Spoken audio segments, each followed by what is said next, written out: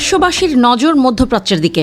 Iran Israel উত্তেজনার সর্বশেষ অধ্যায়ে ইরান প্রথমবারের মতো ব্যবহার করেছে তার বহুমুখী যুদ্ধশক্তি সম্পন্ন খাইবার শেকান ব্যালিস্টিক ক্ষেপণাস্ত্র।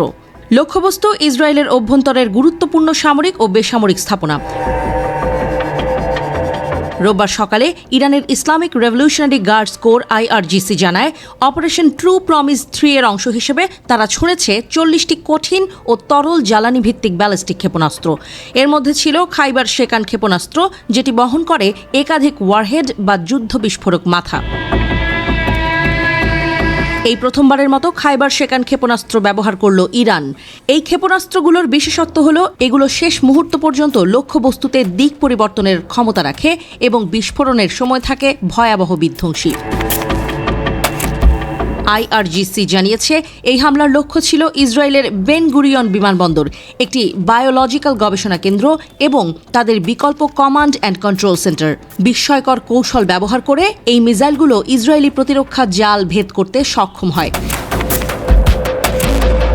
ইরান দাবি করেছে ইসরায়েলি প্রতিরক্ষা ব্যবস্থা ব্যর্থ হয়েছে। মিসাইলগুলো আঘাত হানার পরেই সাইরেন বেজেছে, যার ফলে সময়মতো আশ্রয় নিতে পারেনি সাধারণ মানুষ। IRGC হুঁশিয়ারি দিয়েছে, এখনও ইরানের পূর্ণ সামরিক শক্তি ব্যবহৃত হয়নি। ইসরায়েল যদি আগ্রাসন চালিয়ে যায়, তাহলে ভবিষ্যতে আরও ভয়াবহ পাল্টা জবাব পাবে। 13 জুন ইসরায়েল একটি অপ্ররোচিত যুদ্ধ শুরু করে, যার ফলে প্রাণ হারান 400-রও বেশি ইরানি। এর মধ্যে আছেন শীর্ষ সেনা কর্মকর্তা, পরমাণু বিজ্ঞানী ও সাধারণ মানুষ। ইরানের এই হামলা বিশ্ব কূটনীতিকে নতুন এক সংকটের মুখে ফেলেছে। আন্তর্জাতিক সম্প্রদায় এখন চায় দ্রুত যুদ্ধবিরতি ও আলোচনার মাধ্যমে সমাধান। কিন্তু প্রশ্ন হলো, আসছে দিনগুলোয় মধ্যপ্রাচ্যের আকাশে আরও কতটা আগুন ছড়িয়ে পড়বে?